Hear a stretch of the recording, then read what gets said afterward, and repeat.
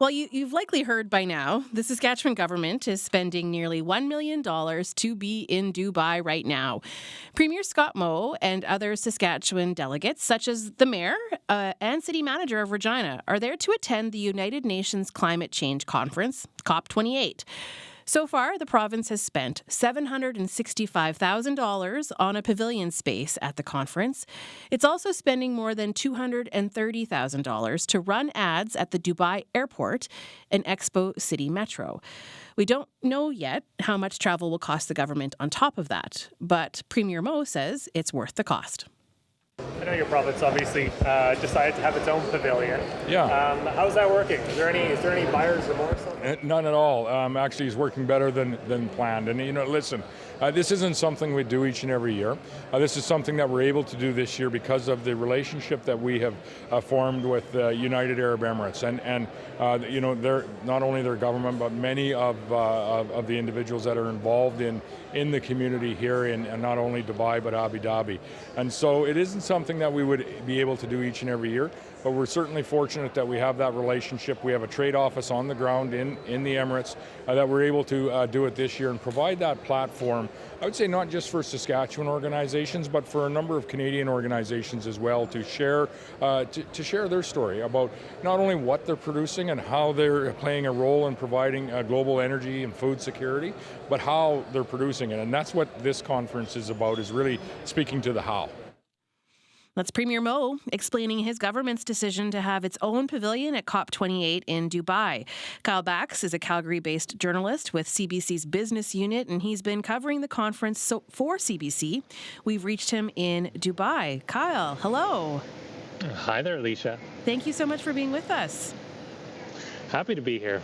Pretty sure I recognized your voice off the top. You were the one asking Premier Scott Moe some questions, so you've really had a front row seat to things there in Dubai. Well, I know there's been a little bit of controversy in Saskatchewan about the pavilion and the price tag, and so I thought maybe I might ask him if there was a bit of buyer's remorse, which I think he at least got a little chuckle out of. So you've been seeing this. You've been to the Saskatchewan Pavilion in Dubai. Why don't you describe it for us? What is it like? Mm-hmm. Sure. So the whole COP area, it's huge. So this event is taking place at a massive conference center. Think about, the University of Regina, something that size, and then add on, the largest conference center you've ever been to. That's this kind of size of this whole venue. And it's split into two. So there's the green area and the blue area. So the blue area is where all the politicians are, all the negotiators. There's, thousands of journalists that are here, scientists, lots of other people from environmental groups and so on. And then there's the green area, and that is open to the public. And so anyone can kind of just show up and take a look. And so that's where the Saskatchewan Pavilion is. It's inside a building which is called the Knowledge Hub, and there's other pavilions in that space. The Saskatchewan Pavilion, it's quite nice. It's bright, lots of white and green. There's a small meeting room, and then there's a small little stage and seats about 40 people. And on the outside of it, there is a video monitor. It's promoting Saskatchewan, talking about reducing methane technology. It's in English and in Arabic. And so that's where that space is. And there are some other pavilions close by. There's one by Ernst & Young, the accounting firm. There's one by McKinsey & Company, which is consulting. And there's also one close by from the Power Construction Corporation of China. So that's where the Saskatchewan Pavilion is placed. And how busy has it been? Who's coming to see the Saskatchewan Pavilion? Well, I went to two events there. So, the pavilion was up and running, I think, for about 10 days. So I only went to two events on one of the days. So it's not a great barometer.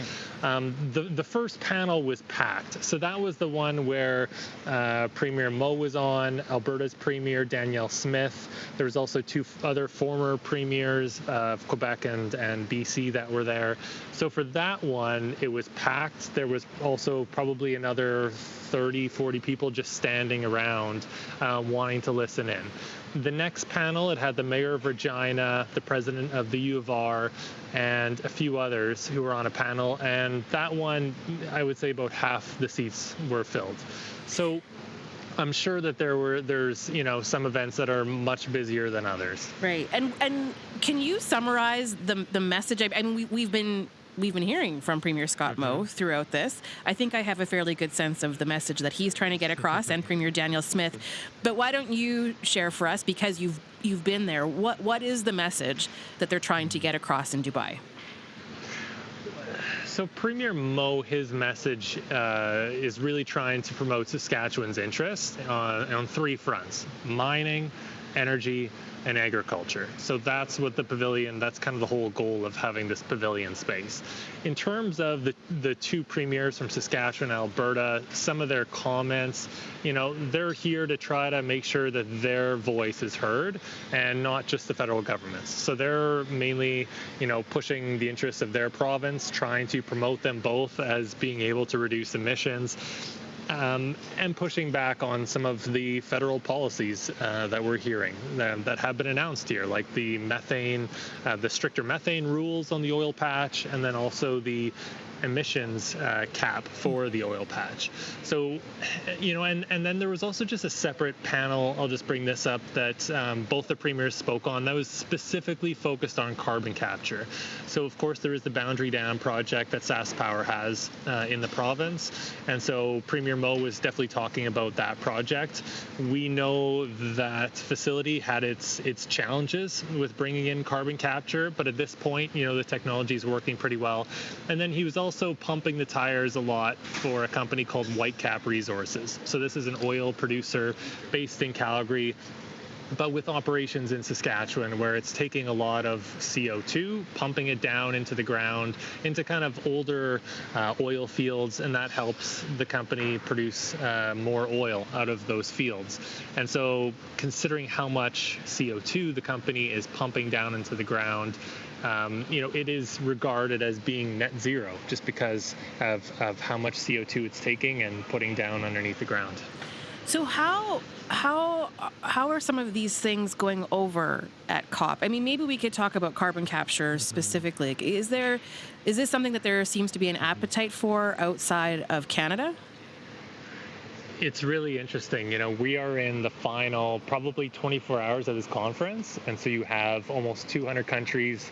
Their negotiators are trying to come up with an agreement. So every one of these summits, they try to come up with a new agreement that lays out different targets, maybe different approaches to tackle climate change.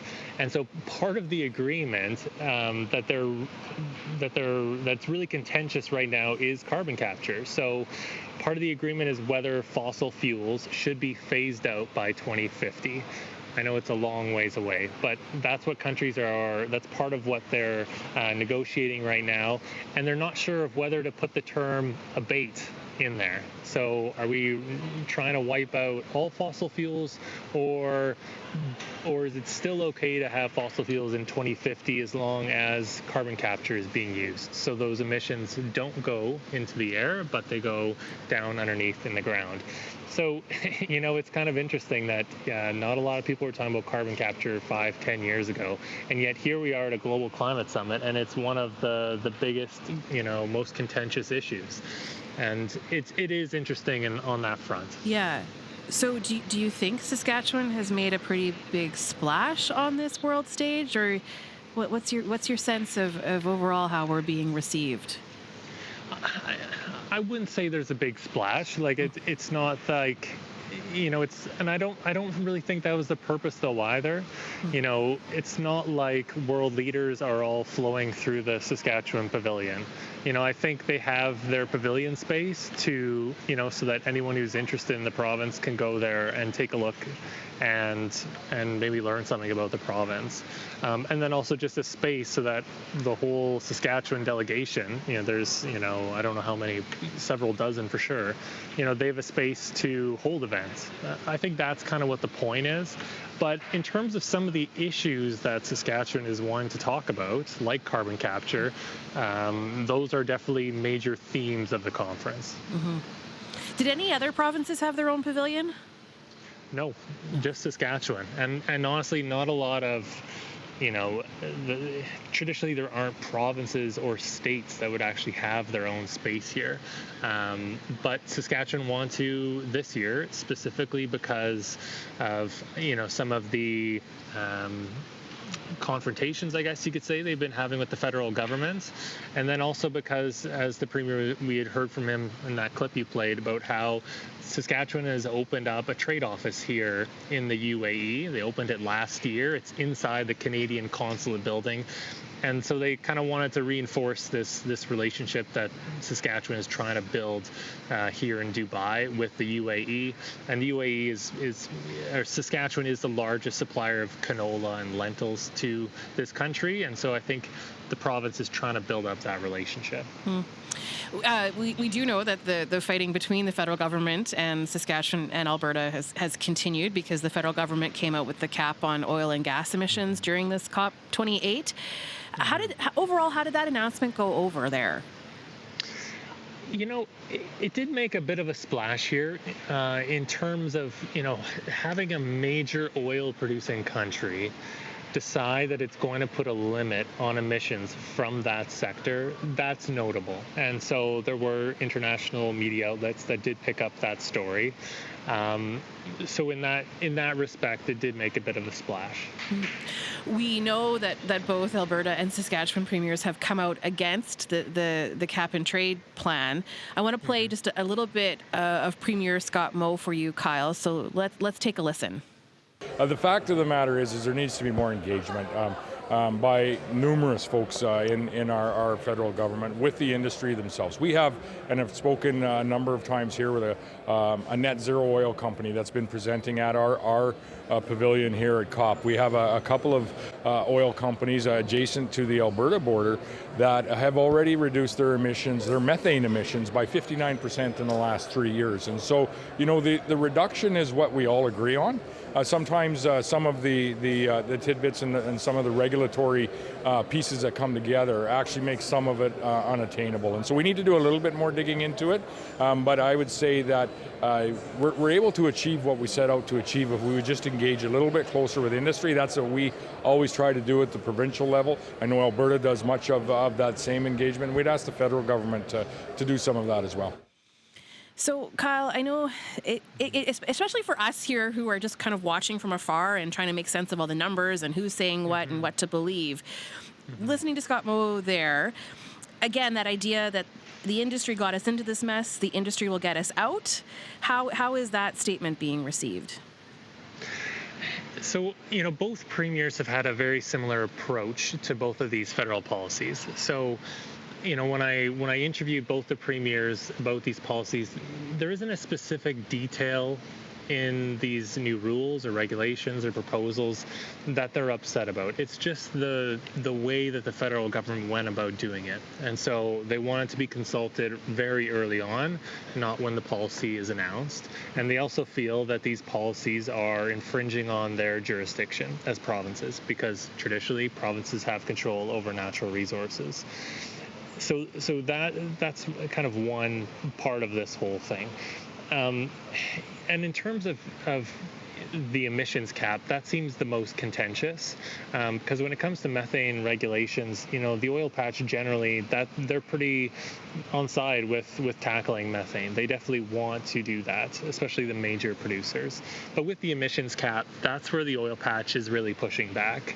The cap, it's still several years away. The federal government did say that it had 150 meetings over the last 2 years consulting with various stakeholders. So it feels like there probably was an opportunity for the provinces to get involved if they wanted to.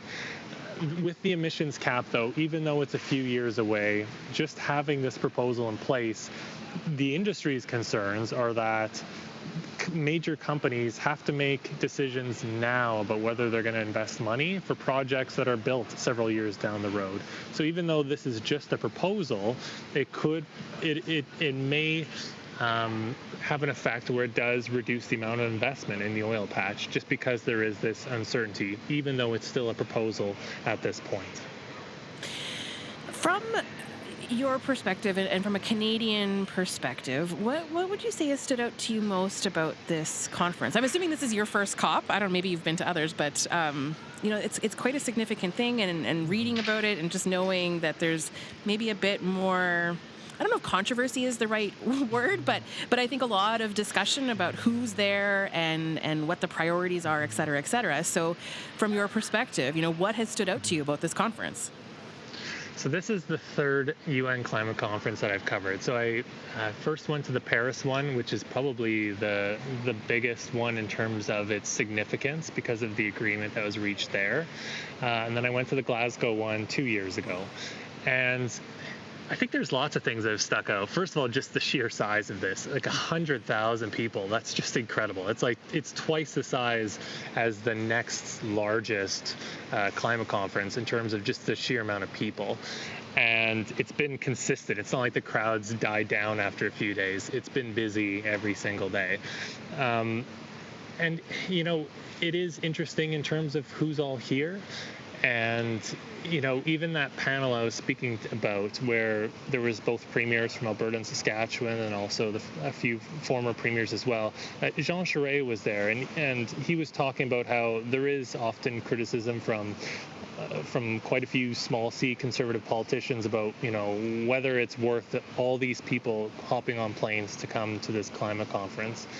But he was really hitting home the point that you have to be here because if you're not, no one's going to speak for you.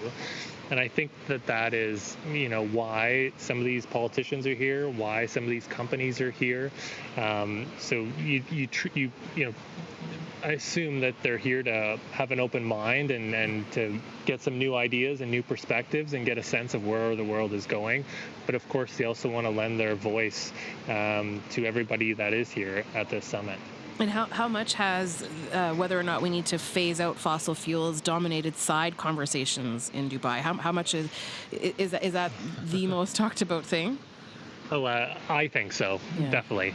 On the first day, there was an agreement reached on setting up a new global climate damage fund. So that's, wealthy countries like Canada commit money that goes to help developing countries cope with, kind of some of these big climate disasters that they're dealing with. So that kind of dominated the first couple of days, but it's definitely been this talk about phasing out fossil fuels. And of course, right now, oil consumption around the world is at its highest that it's ever been, and it's supposed to increase over the next few years. But fossil fuels is definitely dominating conversation. And I also cover a lot of energy conferences, whether that is in Alberta, Saskatchewan, or down in Texas. And these two events, there's a lot of similarities. They're not as different as you would think. Some of these major themes like carbon capture, like methane, like hydrogen, even energy security. These are themes that are talked about at length at both of these events. Yes, one is an energy conference, let's say down in Houston, Texas, and one is a giant climate summit in Dubai. But some of these discussions are on the exact same themes.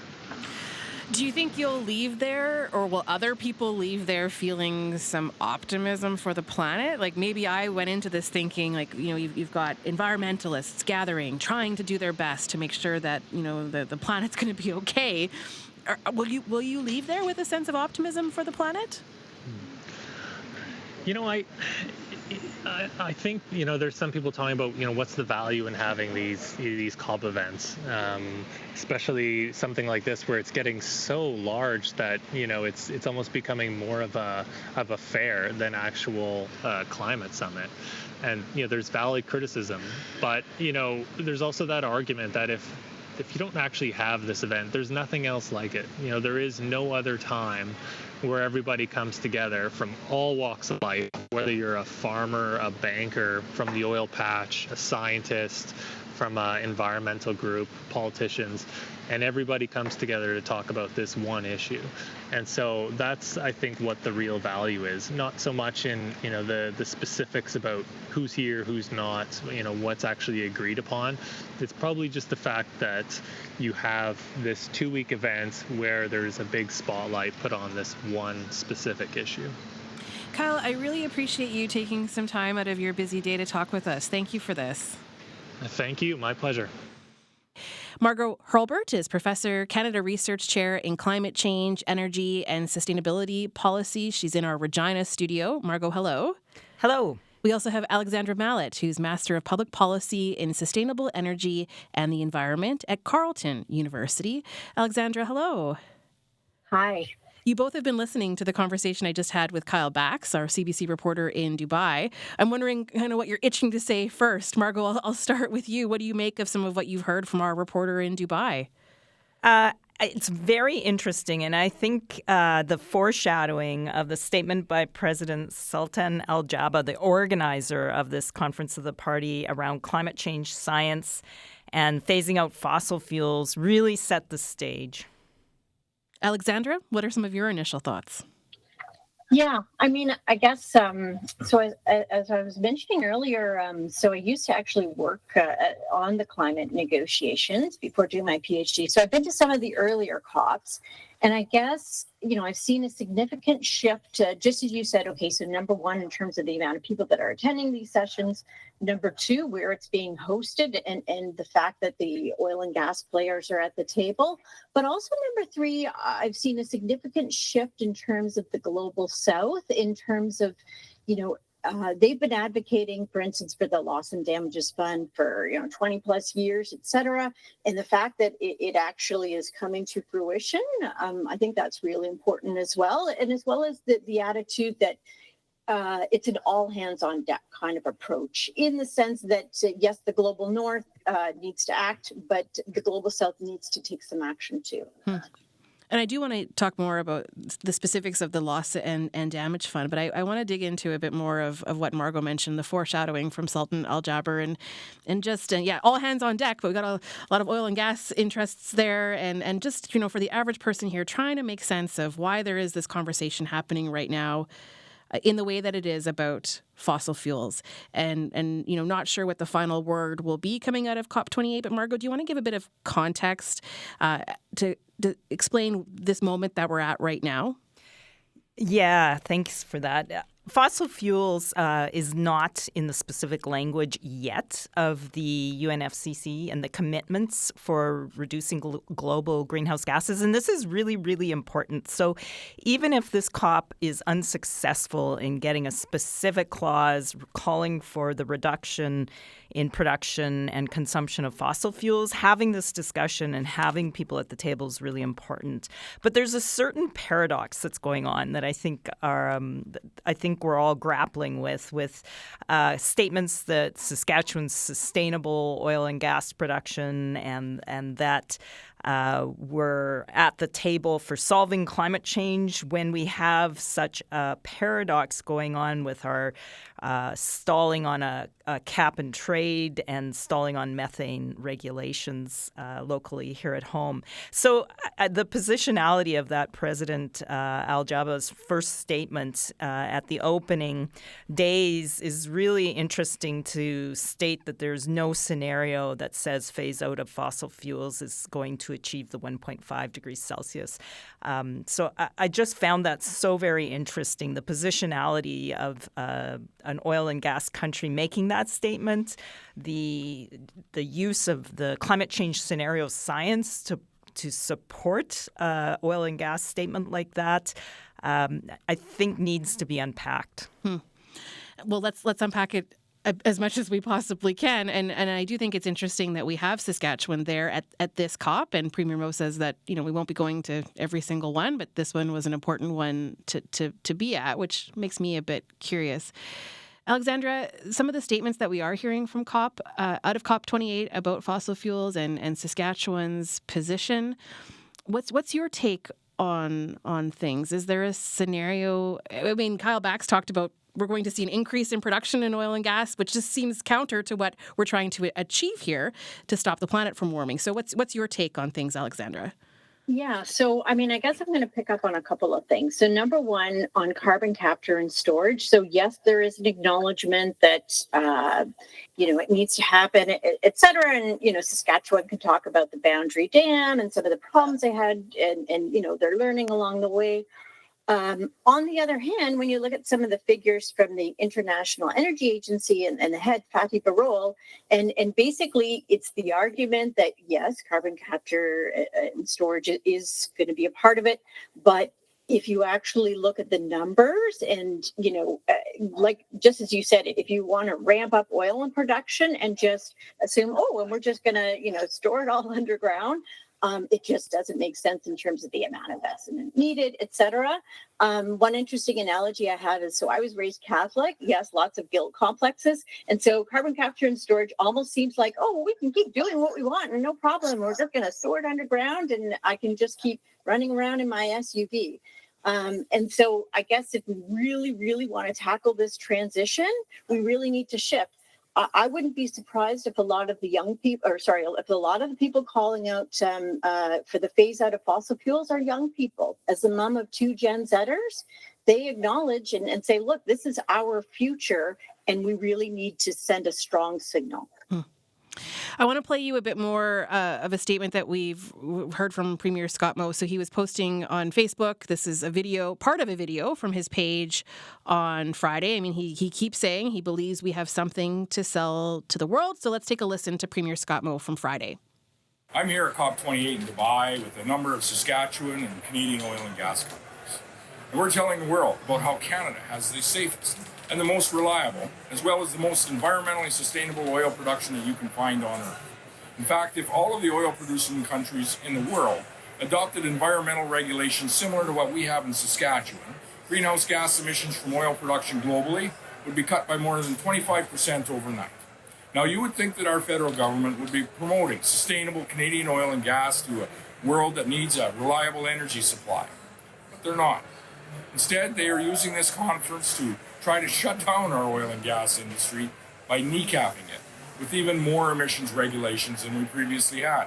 This makes no sense at all. Okay, so that's Premier Scott Moe. And then this morning, Emily Eaton, the Department Head of Geography and Environmental Studies at the University of Regina, disputed the government's claim. Let's take a listen to what she said. I've actually been trying to challenge the government on this claim for several months now, but they have a site, Sustainable Saskatchewan, where they're claiming that if Canada's regulations were applied to other countries in the world, we'd see a 25% reduction in greenhouse gas emissions from the oil and gas sector. And that came from a misreporting and a misunderstanding of a 2008 article in Science. And which was really actually showing that it was Norway's regulations applied globally that would achieve that. That paper also suggested or calculated that Canada has the 4th most carbon-intensive oil on the planet, behind only Algeria, Venezuela, and Cameroon.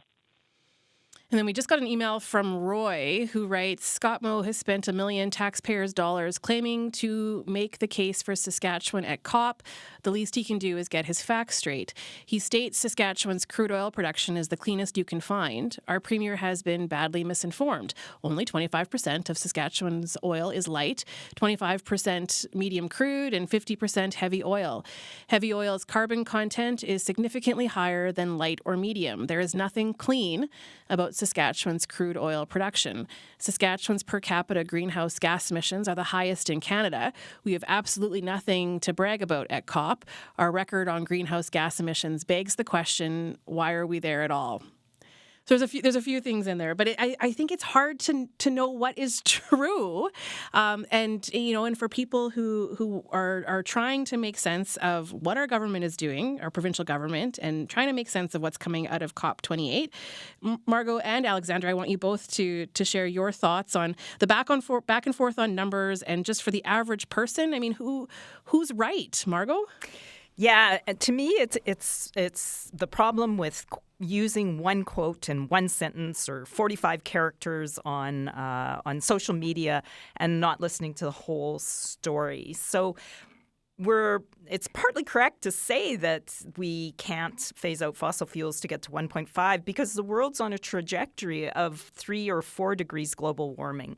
So we need to understand that the situation is urgent and we need to achieve net zero. And just the quote that on oil companies achieving net zero with carbon capture and sequestration is actually inaccurate.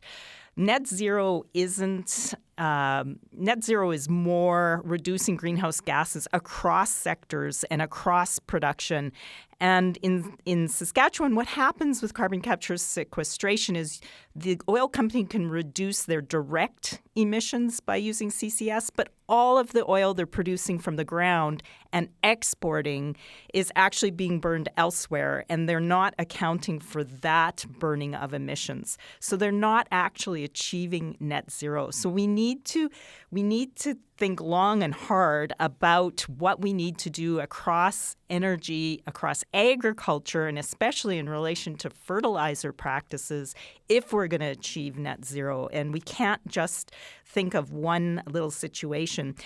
Actual oil companies listed on stock exchanges are subject to the Task Force of Climate-Related Disclosure requirements that make them account for not only their own emissions, but their supply chain, their suppliers of energy, and also the consumers of their products. And this is what stock exchange companies need to do, and we need to start having those holistic, cross-sectoral discussions of what it takes to achieve the net zero. Alexandra, what would you like to add to this? Thinking about the messaging that we've been hearing from our provincial politicians and this trajectory that we're on, whether or not we can achieve net zero. Yeah, I guess, first of all, on the numbers, this is where I'm going to pick up on the important role of researchers and research. I know my colleague in engineering, I actually teach engineers often energy policy. My colleague Matthew Johnson, who has been working for a long time on methane emissions, and, through his research where they, look at actual emissions that are happening on the ground, this is where he says, well, actually, you know what, the emissions are greater than what's being stated. So I think that universities can play an important role. And I guess the other thing I'll say to Margot's point about looking at a system. So another colleague of mine, James Meadowcroft, he's involved in an initiative called Transitions Accelerator. And what that does is really big picture, as Margo says, well, look at the system as a whole rather than individual company X, Y, and Z. But if we really want to get to net zero, whether we do it at the level of the province of Saskatchewan, Ontario, Canada, we really need to look at how these moving parts are going to work together. I want to ask you specifically about how the federal government is planning to regulate emissions. We know how Premier Scott Moe and Daniel Smith feel about it. But what do you make of their response saying it would kneecap the industry? Margo? Yeah, so again, what's happening on the financial scale for financial disclosures is starting to impact our province in the way we think. I was teaching a bunch of University of British Columbia students just last week, and they were aghast that all of our oil and gas exports are not, the GHG emissions from those products are not attributable to Saskatchewan's declaration of greenhouse gases, because that's becoming a standard in the industry, in large companies. So the world is changing outside of Saskatchewan, and how people, even in Canada, see Saskatchewan is really starting to change. So I do believe it's really important to have the conversation and to have that deep conversation.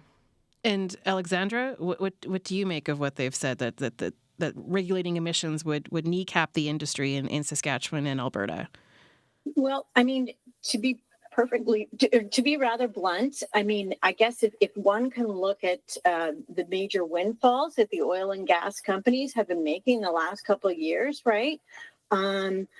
I don't know. I think they have the wherewithal and the energy and resources to do it. And I actually think that, Canada, it's a great opportunity as an oil producing nation to be, hey, yeah, okay, we're the first. Let's see, how can we do this? And to be honest, I think it's kind of an opportunity missed where there's a lot of infighting about the messaging between the provincial government, the federal government. They're telling us this, et cetera. I just think that if Saskatchewan really wants to be on the world stage, and yes, absolutely, it has a food, fuel, and fertilizer, but I guess I'm going to go back to Canadian economist Harold Innis, right? And one of his concerns, he looked at the fur trade, and Canada moves from staple to staple to staple. And then it's, it's kind of like, well, actually, why don't we take this opportunity and look at how we can move up the value chain? So there's some discussion about non-combustible use of hydrocarbons, because the reality is we do use lots of plastics and we're not going to switch overnight. I want to bring in a caller, Paul. Paul Emile joins us from Nipawin. Paul Emile, what are your thoughts so far? Oh, I have many thoughts. I can't believe what I'm hearing from Mr. Moe. I get really tired of being lied to. I mean, these are half of what he says are blatant lies, and I wish more journalists would pin him on it. First of all, carbon capture is not the answer. You can't capture all the carbon from vehicles, and it might work in a coal plant, and then they use it to sell to companies to bring up more carbon. That's over my head. I wish Mr. Moe would also quit using the word sustainable, because I don't think he understands the definition. Oil and potash cannot be mined sustainably. Maybe agriculture and forestry can if done properly, but maybe he means reliable. But it's not sustainable. The Sask Party is living by the old philosophy of, I think it's the ongoing philosophy of Brad Wall, who said, we can't have regulations to help the environment as long as it's going to impact negatively on the economy. Well, they don't understand the relation between the economy and the environment. If the environment goes down the toilet, the economy will be right behind it. They don't get that concept. So it's just laughable how they don't believe that there's a problem. They want to just status quo. They're behaving like dinosaurish politicians. It's very discouraging. Thanks for the call. Appreciate it. All right. Margo, I think you were paying close attention to some of what Paul Emile had to say there. Yeah, and Paul's actually 100% correct. Like in policy worlds, it's necessary to bring in regulations and fix what sometimes we call externalities, but it's when private markets aren't recognizing the public detriment of a particular action or the public benefit of another action. And that's why governments get involved. And we do have a carbon tax, but carbon taxes aren't the only answer. And it's necessary to have certain regulations. I do actually disagree with him on carbon capture sequestration. And I don't want to sound like I'm waffling on this, because we do need carbon capture and utilization and sequestration. Oil and gas needs to reduce in the amount that we use it, the amount that we produce, and I'm not convinced, unless Saskatchewan can be clean, that Saskatchewan should have this future. But plastics, as Alex was saying, are here in our healthcare system. So we need to have a whole system that achieves net zero, and carbon capture, utilization, sequestration really is one of those things. But we haven't done anything since 2016 and Boundary Dam, and very little after that, like some private businesses doing that, whereas Alberta's way ahead of us with a pipeline of carbon dioxide and utilization, and many companies and industries buying into that. And we're kind of lagging here in Saskatchewan. It's interesting because there is this emphasis on technologies that we're developing and a lot of fanfare around it, but then there are still so many questions, not just about carbon capture, but it makes me think of small modular reactors. And we had a program a few days ago taking a closer look at that, and even just reading Kyle Bax's story, it says, some of the pledges that have been made at the summit so far by countries, things like tripling nuclear energy, and the story goes on to include other things, but that popped out at me. And so, Alex, do you have any thoughts on how Saskatchewan is positioning itself when it comes to something like small modular reactors? And I know, Margo, you live where we are, so if you want to jump in at some point, feel free. But Alex, I'm just wondering how that message is being perceived outside of Saskatchewan. Yeah. I mean, again, and I guess I'll go back to that all hands on deck. And so, if we really want to, one reason why there's such an obsession on the electricity sector and how to produce electricity is because the elephant in the room is that fossil fuels is the key contributor to climate change. So, you may hear narratives like we need to electrify everything from, our transportation system to our heating system, et cetera. You're starting to see more adoption of heat pumps and so on. And so from that perspective, a number of, people in the nuclear industry are like, well, hold on a second. Here we have an interesting option.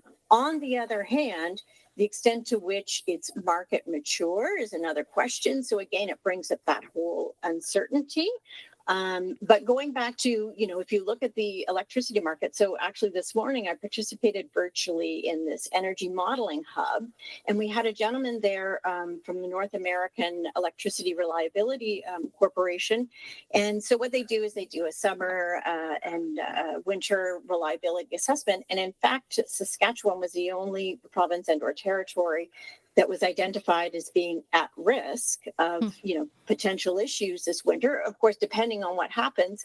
But interestingly enough, when I was listening to your high winds, so in Ottawa, we were actually hit with catastrophic high winds in 2020. So the question becomes, what's Sask Power doing and independent power producers to ensure resiliency? So I think that that's also an important question. So for instance, for wind turbines, you can buy like a cold weatherization system to make sure that they can run throughout the winter, for instance. Interesting. Margo, do you have anything to add to that and the emphasis that's being placed right now on small modular reactors by Saskatchewan? Does the world want that from us?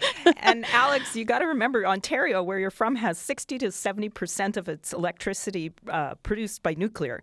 So Saskatchewan, of course, is new to this game.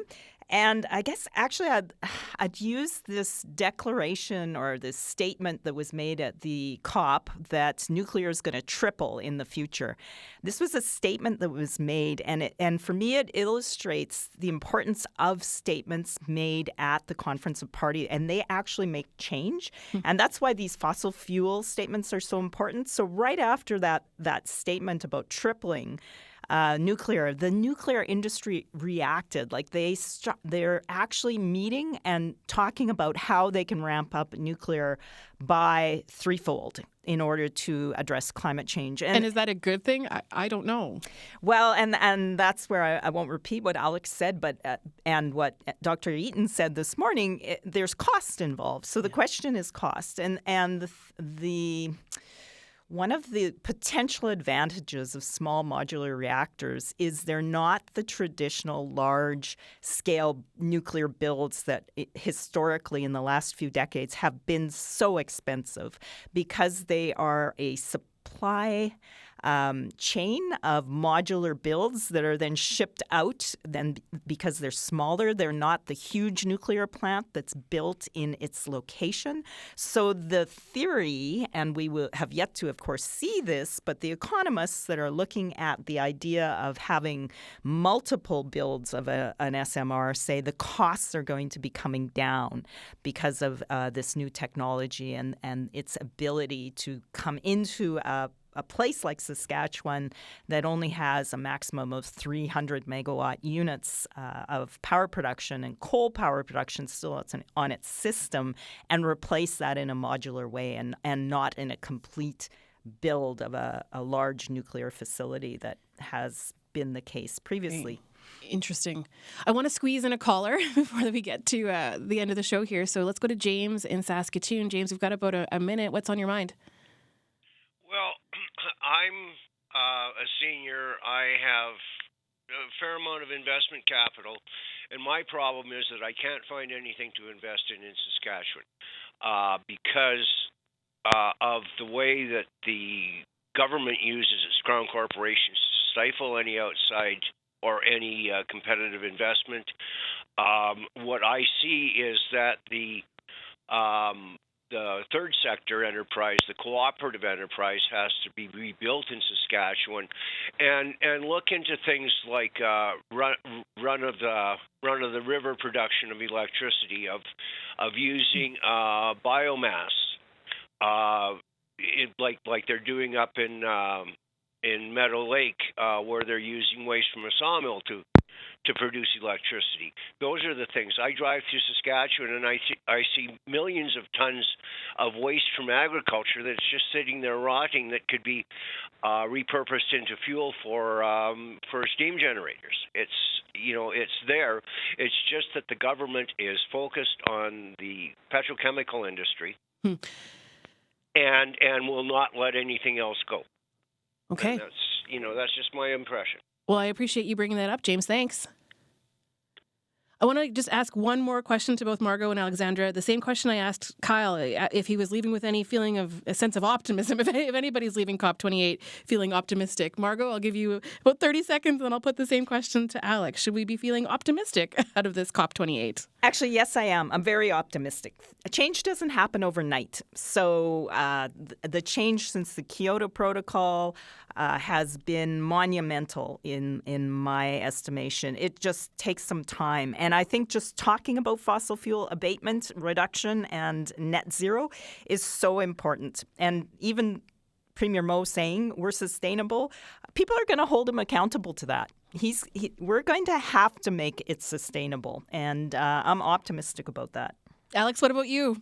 Yeah, I'm also, so I'm not going to repeat what Margot says, but again, the importance of high-level statements, it really signals policy change and gets things moving. But I will say, picking up on what the caller said, I completely agree with him in terms of here's an excellent opportunity. I know in Ontario, we had the Green Energy, Green Economy Act back in 2009. And one of the challenges was that basically back then, we didn't really have a cooperative culture, et cetera, in the area of energy. And so for all its flaws, and there were many flaws, but for all its flaws, in fact, actually in Ontario, cooperatives have really sprung up. So here's a great opportunity for Saskatchewan. Interesting. Well, it's been great having both of you on the show today. Alex, thanks to you.